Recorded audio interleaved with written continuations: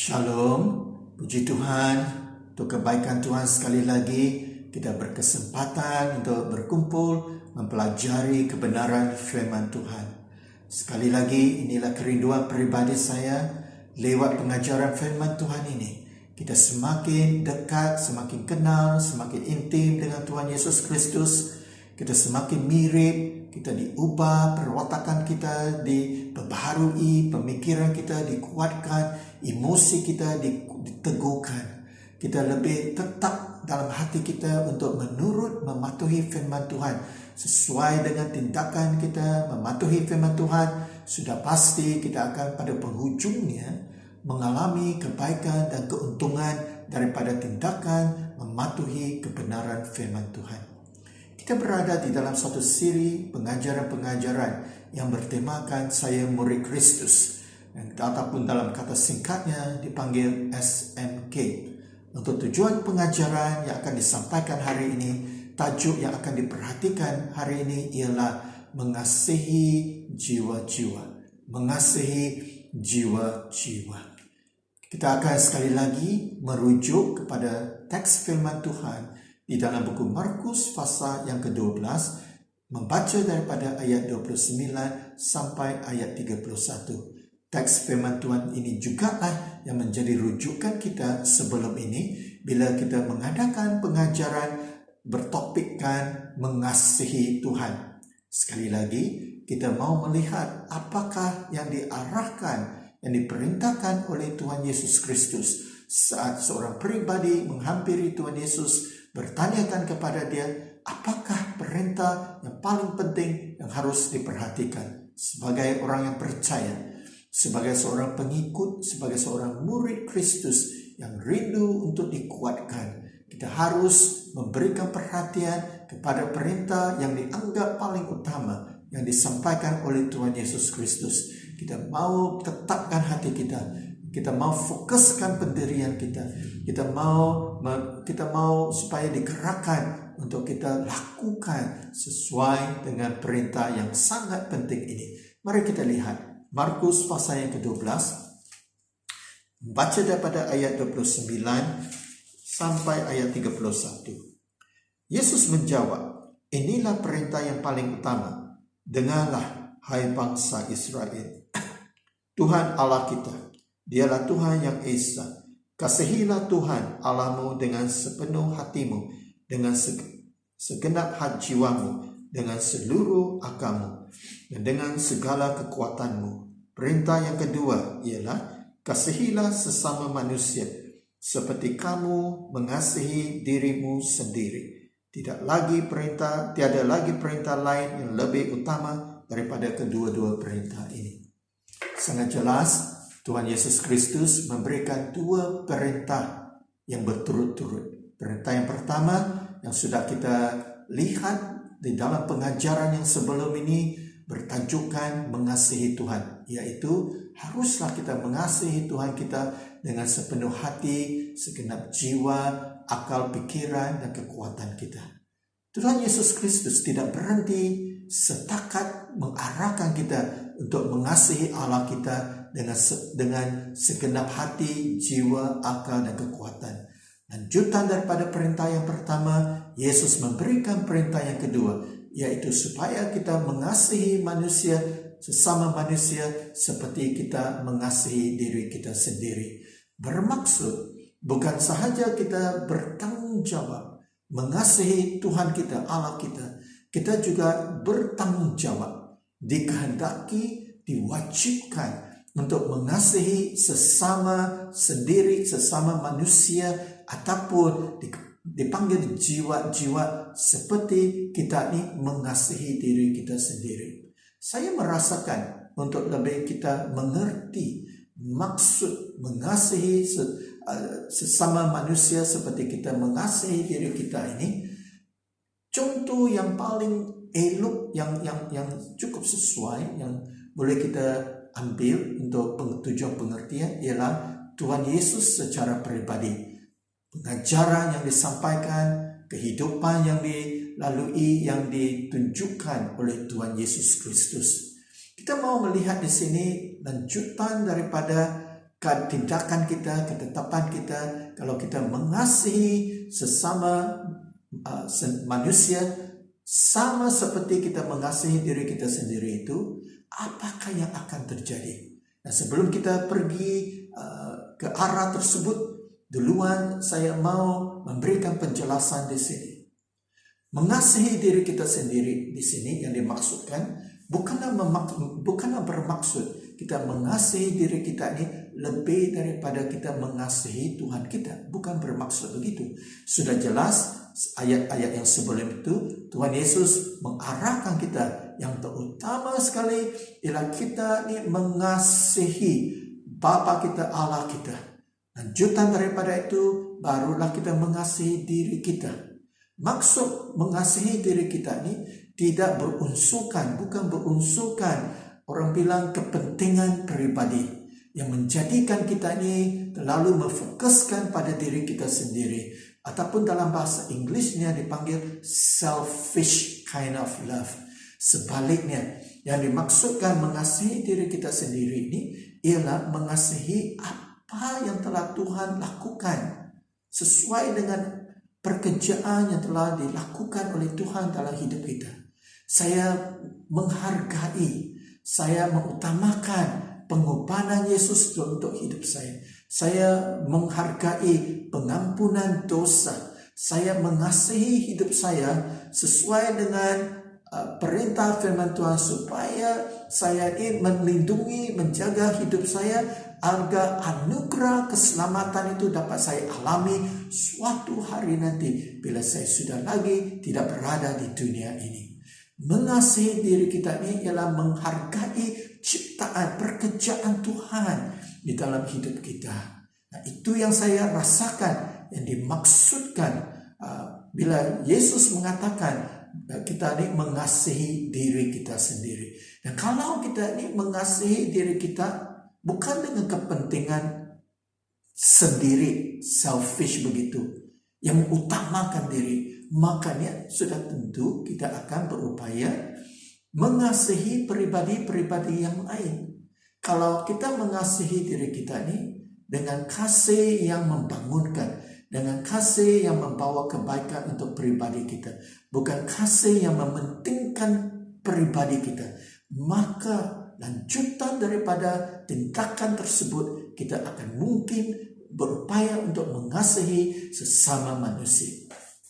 Kita mau melihat sekarang di dalam buku Matius apa yang dikatakan oleh Tuhan Yesus tentang tindakan untuk mengasihi manusia. Apa yang akan terjadi? Di dalam buku Matius pasal yang ke-9, kita akan melihat daripada ayat yang 36 dan seterusnya. Dan dari situ kita akan dapat merasai apa yang akan terjadi ataupun mengerti apa yang akan berlaku saat kita bertindak untuk mengasihi sesama manusia. Topik pengajaran untuk hari ini ialah mengasihi jiwa-jiwa. Ayat 36 dalam Matius pasal yang ke-9. Demikianlah Yesus pergi dari satu banda ke banda yang lain, dan dari satu pekan ke pekan lain. Dia mengajar di rumah ibadat dan mengkabarkan berita baik bahwa Allah akan memerintah. Dia menyembuhkan orang daripada berbagai-bagai penyakit. Apabila dia melihat orang ramai itu, dia mengasihani mereka kerana mereka risau dan tidak berdaya, seperti kawanan domba tanpa gembala. Maka ayat 37, Yesus berkata kepada pengikut-pengikutnya, tuaian sungguh banyak, tetapi penuai hanya sedikit. Berdoakanlah kepada pemilik tuaian itu supaya menghantar bekerja untuk mengumpulkan tuaian. Nah, Matius pasal yang ke-9 ayat 36 sampai 38 menunjukkan bahawa Yesus mempunyai suatu sikap hati, suatu keadaan hati yang mengasihi manusia. Sebab itulah Yesus digerakkan dalam ayat 36, dia digerakkan dari satu banda ke satu banda yang lain, satu pekan ke pekan yang lain, satu kota ke kota yang lain, untuk berdoakan mereka yang sakit, untuk menyampaikan berita baik bahawa kerajaan Tuhan sudah sampai, sudah memerintah. Berdoakan untuk mereka yang diikat oleh kuasa kegelapan dan mereka dilepaskan. Menggambarkan tindakan yang akan dilakukan oleh Yesus Kristus, yang telah dilakukan oleh Yesus Kristus kerana sikap hatinya yang dipengaruhi, yang dikuasai dengan suatu keadaan yang dipanggil mengasihi jiwa-jiwa. Ada hubungan keadaan hati kita yang mengasihi jiwa-jiwa dengan tindakan kita. Kita lihat di situ di dalam Matius pasal yang ke-9 ada suatu perkataan yang sangat penting yang saya rasakan yang saya rasakan harus kita perhatikan, yang tidak boleh kita tidak pedulikan. Perkataan tersebut ialah Yesus mengasihani mereka. Yesus mempunyai belas kasihan. Itu maksudnya. Yesus mempunyai belas kasihan. Nah, mengasihi sesama manusia ataupun mengasihi jiwa-jiwa, hasil bukti kita ini, salah satu bukti kita ada kasih di dalam hati kita terhadap jiwa-jiwa yang lain ialah bila kita ini dipenuhi dengan belas kasihan. Belas kasihan ataupun kasihan ataupun dalam bahasa Inggrisnya compassion. Kalau ada mewajibkan tindakan-tindakan tertentu dilaksanakan. Kita tidak mungkin boleh mengatakan kita ada belas kasihan kalau kita tiada kasih di dalam hati kita untuk manusia. Dan kalau kita ada belas kasihan, maka haruslah ada tindakan-tindakan yang tertentu. Ada suatu action, ada suatu perbuatan luaran. Kita harus kerjakan, kita harus lakukan sesuatu sesuai dengan adanya keadaan belas kasihan di dalam hati kita. Sekali lagi saya huraikan, kalau kita ada kasih, kalau kita mengasihi diri kita seperti cara Alkitab memerintahkan kita mengasihi diri kita, sebetulnya kita juga boleh mengasihi sesama manusia. Kita mau apa yang sudah kita alami di dalam Yesus Kristus, keselamatan, pemulihan, kekuatan, berkat, kelepasan, itu juga dirasai oleh pribadi-pribadi lain yang memerlukan. Makanya kalau kita ni mengasihi sesama manusia, kalau kita ni mengasihi jiwa-jiwa, sudah tentu salah satu bukti mesti adanya suatu gerakan belas kasihan. Belas kasihan ini memang kadang-kadang sukar untuk kita lihat dengan mata kasarnya, tetapi dapat kita tunjukkan melalui tindakan-tindakan, perbuatan-perbuatan kita. Bermaksud apa yang kita akan lakukan akan menjadi suatu gambaran, bukti bahwa sebetulnya kita ada suatu ukuran belas kasihan di dalam hati kita untuk jiwa-jiwa. Lihat contoh dalam buku Matius pasal yang ke-9 ayat 36 sampai 38. Yesus bergerak dari satu pekan ke pekan, banda ke banda, menyampaikan berita baik, doakan untuk yang sakit, melepaskan yang diikat oleh iblis. Tindakan Yesus, belas kasihan Yesus menjadi nyata. Jadi bermaksud di sini kita lihat mengasihi jiwa-jiwa ada suatu kaitan, hubungan rapat yang sinonim dengan perkataan yang dipanggil sebagai belas kasihan. Dan yang paling istimewa sekali pada penghujung ayat 38, Yesus mendorong pengikut-pengikut yang menyertainya supaya berdoa. Dia mengatakan begini, tuaian sudah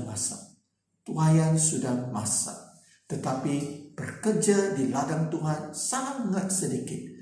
Makanya Tuhan Yesus mendorong pengikut-pengikut supaya berdoa kepada pemilik tuaian, supaya lebih banyak lagi pekerja-pekerja, penuai-penuai akan diutuskan ke tuaian-tuaian tersebut. Nah, Lanjutan daripada dorongan ataupun permintaan doa Tuhan Yesus Kristus, ia memberikan kita pengertian tambahan tentang topik kita yang bertajukan mengasihi jiwa-jiwa. Kita kembali kepada rumusan sekali lagi. Tuhan Yesus bilang kita mengasihi diri kita sendiri dengan cara yang sama, kita mengasihi sesama manusia ataupun mengasihi jiwa-jiwa. Dan kalaulah kita ini ada mengasihi jiwa-jiwa, maka haruslah hati kita ini dipengaruhi, dipenuhi, digerakkan oleh suatu keadaan hati yang dipanggil belas kasihan. Makanya belas kasihan, kalau ada di dalam pribadi kita, belas kasihan ini sebetulnya akan menghasilkan tindakan-tindakan tertentu, perbuatan-perbuatan tertentu, pelayanan-pelayanan tertentu. Kita tidak boleh bilang kita ini ada belas kasihan kalau kita tidak ada menunjukkan perbuatan-perbuatan kita.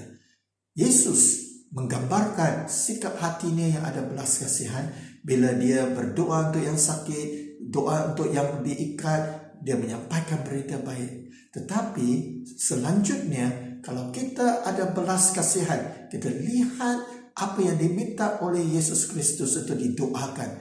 Yesus Kristus memberikan kita pengertian belas kasihan ada hubung kaitnya dengan panggilan setiap murid Kristus untuk menjadi seorang penginjil untuk Tuhan Yesus Kristus. Penginjil yang dimaksudkan di sini bukanlah seperti sepenuh masa yang dipanggil untuk melayani di gereja yang seperti yang ada di dalam pengertian kita pada hari ini. Setiap orang yang percaya, setiap pribadi, termasuk kita-kita yang mengikuti pengajaran hari ini yang bertopikkan mengasihi jiwa-jiwa, kita ini sebenarnya merupakan pribadi-pribadi pengikut murid Yesus yang sudah dipanggil untuk menjadi penginjil-penginjil. Dalam buku Matius dikatakan dalam pasal yang kelima, kita merupakan terang dunia ini. Kita merupakan garam kepada dunia ini yang memberikan maksud lewat keselamatan yang kita perolehi, lewat pertemuan kita dengan Tuhan Yesus Kristus, lewat perubahan yang kita alami dalam kuasa firman Tuhan, dalam kuasa Roh Kudus. Kita sudah disesuaikan, diubah untuk menjadi terang, untuk menjadi garam. Apakah tujuan terang dan garam? Tujuannya adalah supaya kita ini menjangkau, kita ini menginjili, kita ini melakukan tanggung jawab yang telah Tuhan letakkan di dalam pribadi setiap murid Kristus untuk menginjili dunia ini. Kalau kita tidak ada belas kasihan, kalau hati kita tidak dikuasai dengan belas kasihan, susah untuk kita digerakkan untuk menjangkau jiwa-jiwa. Padahal penjangkauan jiwa-jiwa, menginjili bermaksud memimpin keluarga kita, memimpin teman-teman kita, memimpin pribadi-pribadi untuk datang mengenal Tuhan Yesus Kristus, merupakan tanggung jawab kita yang telah diamanatkan oleh Tuhan kepada kita. Setiap murid Kristus tidak boleh lari daripada tanggung jawab. Kita dipanggil sebagai anak Tuhan, kita dipanggil sebagai bangsa yang dipilih, kita dipanggil sebagai pribadi yang dihargai Tuhan, tetapi kita juga dipanggil untuk menjadi terang dan garam. Kita dipanggil seperti di dalam buku Matius pasal yang keempat ayat yang ke-19 dikatakan kita dipanggil untuk dijadikan penjala manusia saat kita mengikuti Tuhan Yesus Kristus.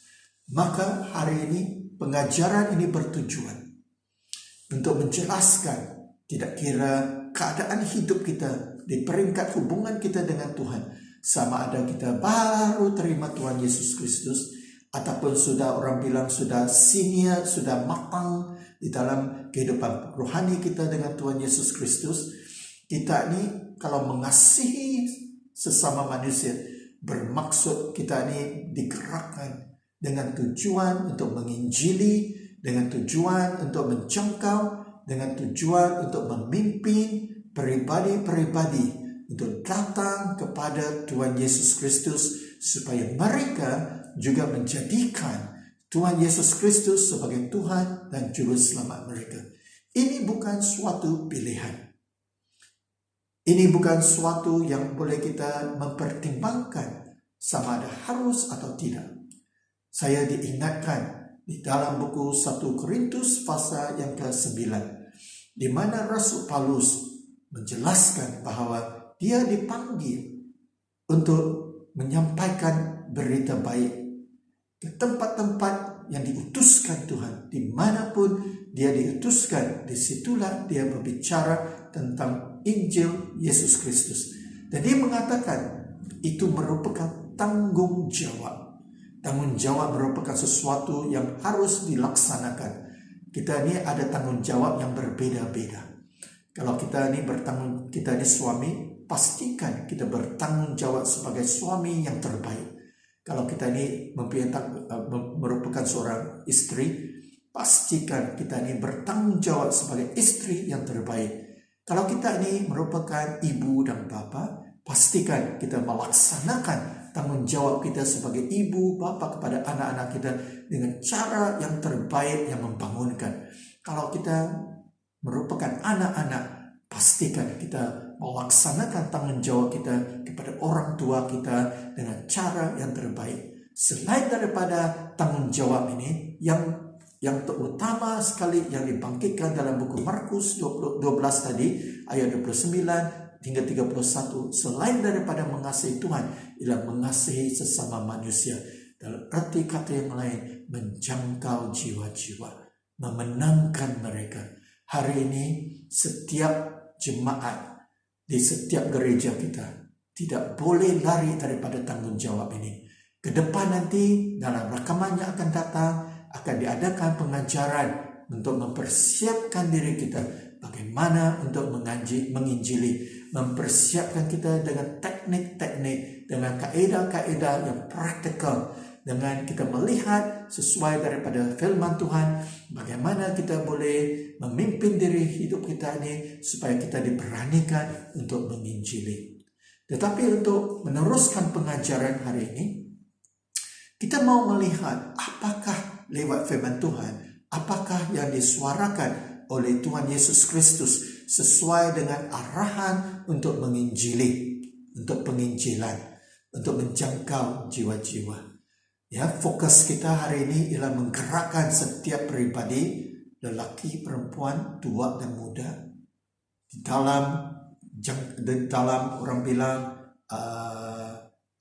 gabung dalam keadaan kehidupan kita yang keluarga kita, teman-teman kita ini diletakkan di posisi tersebut untuk dijadikan terang dan garam. Apa yang disuarakan oleh Tuhan Yesus tentang hal-hal ini? Yang pertama, ada 3 perkara secara ringkas kita coba perhatikan. Yang pertama, dalam buku Matius pasal 4 ayat 19. Yesus berbicara kepada Petrus, Andreas, Yohanes, Yakobus. Dia berbicara kepada mereka, ikutlah saya, ikutlah saya. Maka saya akan jadikan engkau sebagai penjala manusia. Yesus berbicara kepada mereka supaya mengikuti Yesus Kristus. Sama seperti tindakan kita hari ini yang sudah memilih untuk percaya Yesus Kristus sebagai Juru Selamat, mengakui dosa-dosa kita, bertobat, berpaling daripada dosa kita, dan menerima Yesus Kristus sebagai Tuhan dan Juru Selamat kita. Kita lihat di sini lanjutan daripada tindakan kita mempercayai Yesus Kristus. Yesus Kristus bilang dalam Matius 4 ayat 19, akan terjadi suatu keadaan hidup kita di mana Tuhan akan pakai kita untuk menjadi penjala manusia.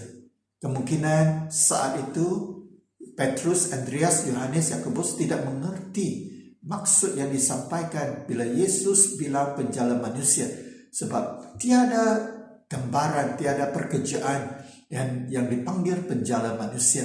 Penjala ikan ada, penjala manusia tiada. Tetapi kita hari ini kenal apa yang dimaksudkan oleh Yesus. Yesus bermaksud kalau mereka mengikuti Yesus, Yesus akan siapkan mereka. Yesus akan bentukkan mereka. Yesus akan ajari mereka. Yesus akan berikan mereka kuasa. Yesus akan berikan mereka keupayaan untuk mereka menjadi penjangkau, penginjil, supaya mereka akan memimpin orang ramai untuk sama-sama datang kepada Tuhan Yesus Kristus. Bukan sahaja keselamatan itu menjadi milik pengikut-pengikut Yesus pada saat itu. Keselamatan itu sebetulnya dalam hati Tuhan ialah untuk semua pribadi, ke semua manusia. Dalam buku Petrus, firman Tuhan bilang kedatangan Yesus belum lagi, untuk kali kedua belum lagi, seolah-olahnya dikemudiankan, dilambatkan. Kerana bukannya Tuhan lambat ataupun Tuhan terlupa, tetapi kerinduan Tuhan ialah supaya semua manusia diselamatkan. Hakikatnya bukan semua manusia akan sanggup diselamatkan. Bukan kerana Tuhan tidak boleh selamatkan mereka, tapi kerana pilihan pribadi masing-masing yang menolak kasih Tuhan, yang menolak pengampunan Tuhan. Tetapi banyak juga tuayan yang sudah bersedia, yang sanggup percaya. Jadi Yesus berbicara kepada pengikut-pengikut dia dalam Matius pasal 4 ayat 19. Yesus akan mempersiapkan mereka. Bermaksud kita ini yang menerima Tuhan Yesus Kristus, kita ini kenal Tuhan Yesus kerana kebaikan Tuhan. Banyak sudah kan berkat Tuhan dalam hidup kita.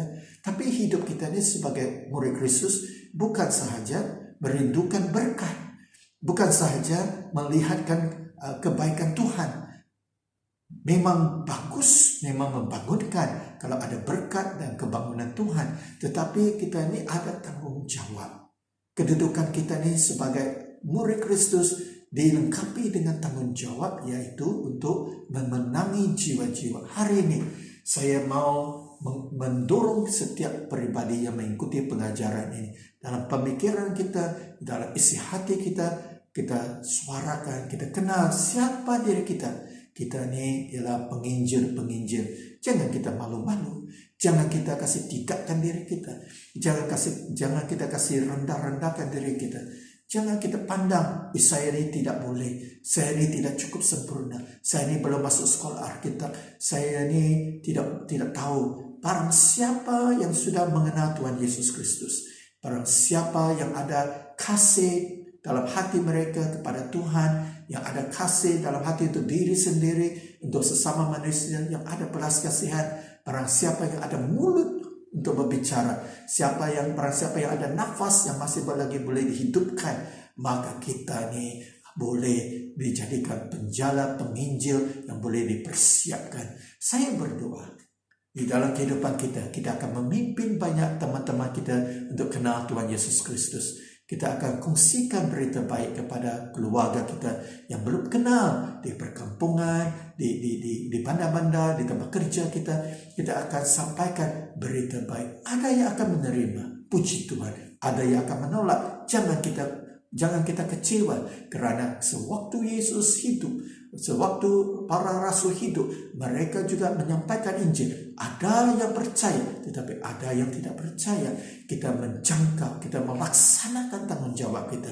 Kita ialah penginjil. Seorang murid Kristus ialah seorang penginjil Yesus Kristus. Itu yang pertama. Itu pengajaran yang pertama. Apa yang disuarakan oleh Yesus Kristus tentang belas kasihan, tentang penjangkauan jiwa-jiwa. Yang kedua, Matius 28 ayat 18 sampai ayat 20. Matius 28 ayat 18 sampai ayat 20. Perintah Yesus Kristus sebelum diangkat ke surga.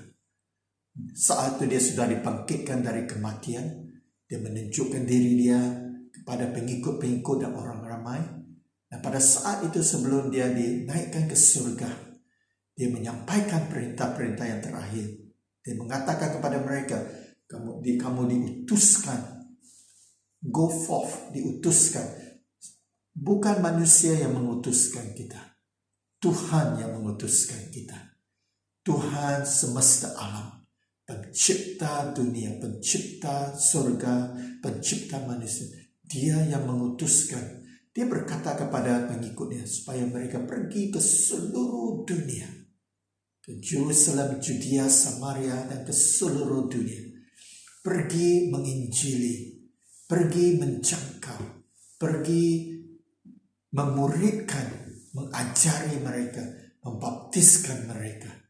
Jadi ini merupakan suatu perintah yang disampaikan. Saat suatu perintah diberikan daripada Tuhan kita kepada kita yang merupakan ciptaan Tuhan. Manusia ini sebenarnya jangan kita lupa kedudukan kita.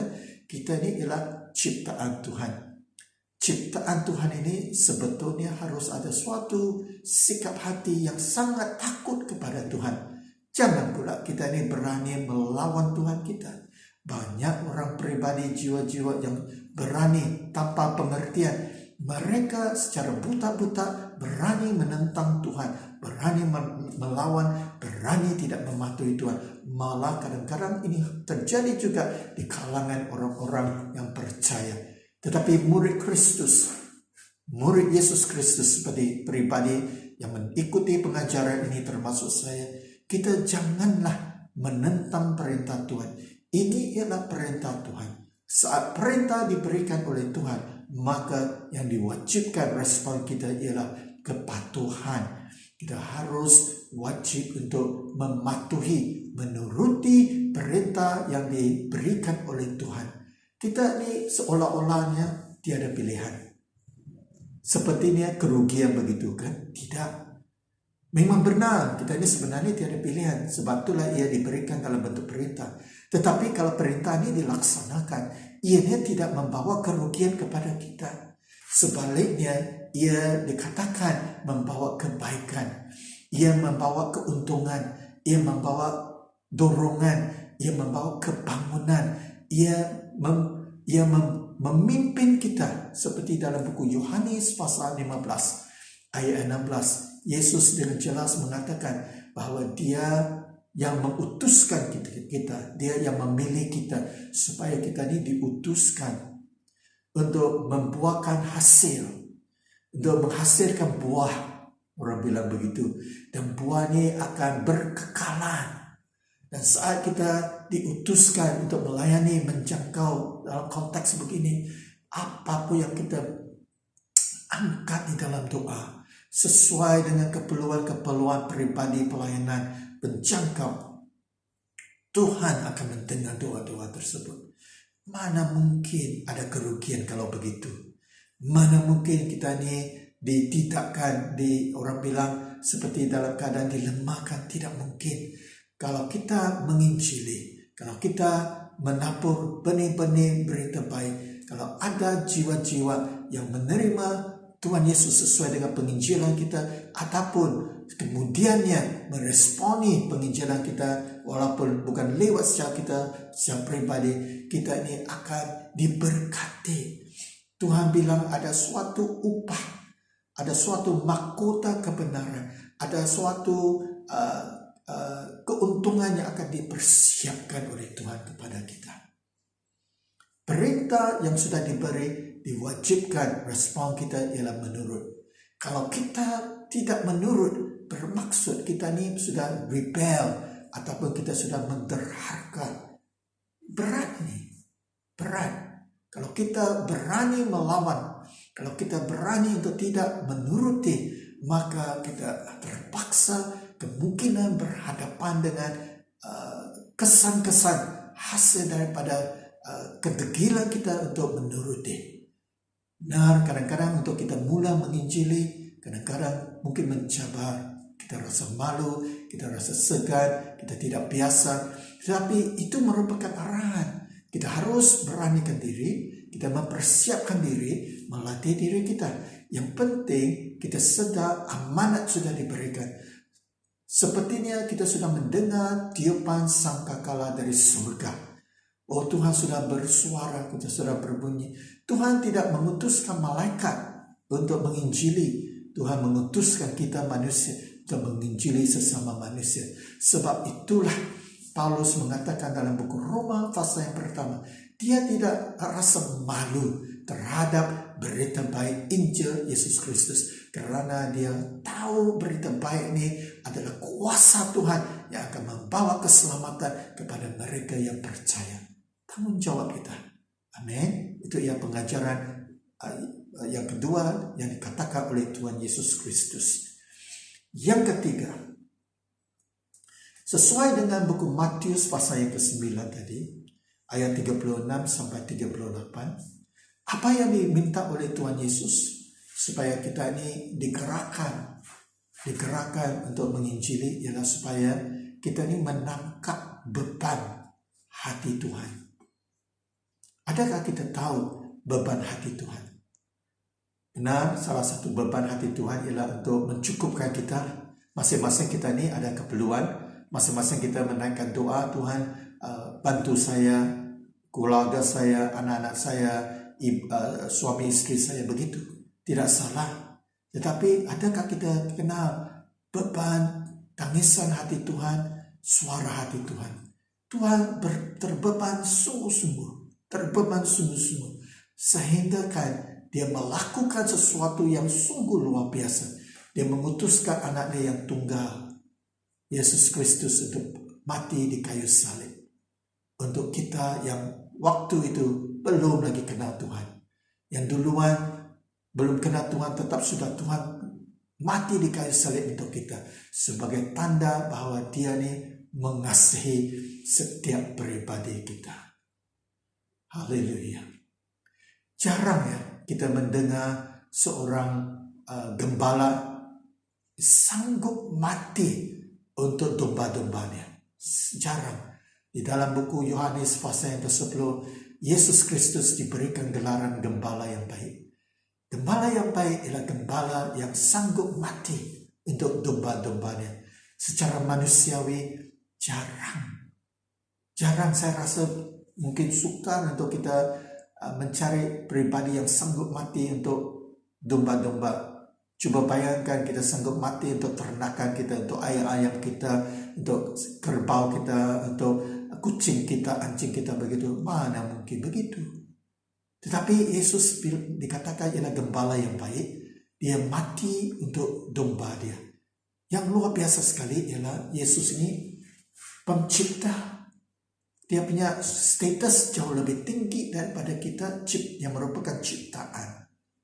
Kita ini manusia hanya ciptaan. Yang sebetulnya kelas kedudukan kita ini jauh lebih rendah daripada Tuhan kita. Sewujudnya Tuhan, seadanya Tuhan, kita tiada. Kita masih tiada. Tuhan sebetulnya tidak memerlukan kita. Tuhan boleh berterusan dengan seadanya, dengan tanpa kehadiran kita pun. Tetapi kita lihat di sini seorang pencipta sanggup mati untuk ciptaan yaitu kita. Lihat hati dan beban Tuhan. Kalau kita ni murid Kristus, kita lihat hati Tuhan. Bukankah harus kita meresponi dengan cara yang sama? Mana boleh contohnya kalau kita ni pergi ke pejabat. Kalau kita lihat bos kita kasih sapu lantai, segankah kita kalau kita hanya berdiri tengok? Ataupun kita akan langsung berbicara dengan bos, mari saya sapu. Pasti kita akan bertindak untuk sapu. Kalau kita contohnya pergi ke gereja, kalau kita lihat gembala gereja datang awal, siapkan sidang, tempat beribadah. Kita ini datang kalau ibadah jam 10, kita datang jam 11, tidak segankah begitu? Kecuali kalau hal-hal yang emergency kita faham. Tapi kalau berturutan begitu tidak segankah begitu kan? Kalau kita lihat orang tua kita melakukan sesuatu yang sudah tua, panjat tangga untuk kasih bersihkan cermin di rumah. Kita ni yang muda yang masih kuat sehat walafiat, tidak segankah kalau kita hanya tutup mulut, tidak pedulikan mereka? Sama juga prinsipnya. Lihat pengorbanan Tuhan, suara hati Tuhan, sikap hati Tuhan. Tidak segankah kita? Haruskah kita digerakkan untuk melakukan apa yang dilakukan oleh Tuhan Yesus Kristus?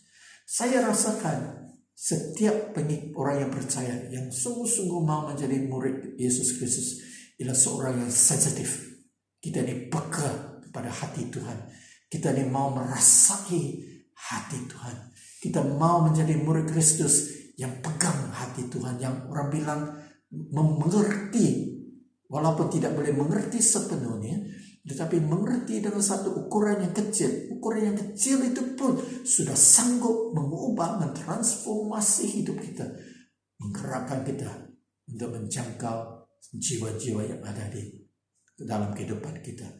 Ini merupakan bagian pertama pengajaran bertajukan mengasihi jiwa-jiwa di dalam siri pengajaran-pengajaran bertemakan Saya Murid Kristus. Di dalam pengajaran yang akan datang, kita akan terus memperlihatkan tajuk mengasihi jiwa-jiwa. Kita akan melihat prinsip-prinsip belas kasihan. Kita akan terus melihat cara-cara mempersiapkan diri untuk menjadikan untuk menginjili, dan juga kita akan melihat teknik-teknik yang akan saya percaya membantu kita membentuk confident, keyakinan untuk menginjili.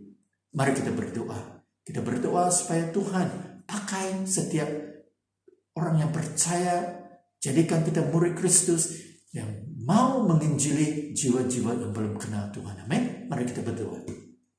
Bapa di surga, saat ini kami menyerahkan hidup kami. Terima kasih untuk keselamatan yang telah kami terima. Hari ini kami diingatkan bahwa kami bukan saja harus mengasihi Engkau, mengasihi diri kita, tetapi mengasihi juga sesama manusia. Ajari kami, penuhi hati kami dengan kasih untuk manusia, belas kasihan untuk mereka, supaya kami diangkat, dibangkitkan, dipersiapkan, dijadikan sebagai penginjil penjalan manusia yang akan menjangkau jiwa-jiwa Tuhan. Tuhan pakai kami supaya lewat hidup kami, sekurang-kurangnya sepanjang pribadi hidup kami ini, kami akan menjangkau puluhan pribadi, supaya yang tidak kenal Tuhan akan kenal Tuhan, yang sudah jauh dari Tuhan akan kembali kepada Tuhan. Bapa, saya berdoa supaya Engkau memberkati setiap pribadi yang mengikuti pengajaran ini. Luaskan daerah, luaskan pekerjaan mereka, berkati mereka. Biarlah tangan Engkau terus bersama dengan mereka. Biarlah Engkau melindungi mereka daripada segala kecelakaan dan pekerjaan roh-roh jahat. Biarlah Engkau jadikan mereka sebagai berkat kepada mereka yang suku bangsa yang lain di dunia ini. Puji Tuhan, di dalam nama Yesus Kristus kita sudah berdoa dan mengucap syukur. Amin. Terima kasih. Tuhan memberkati.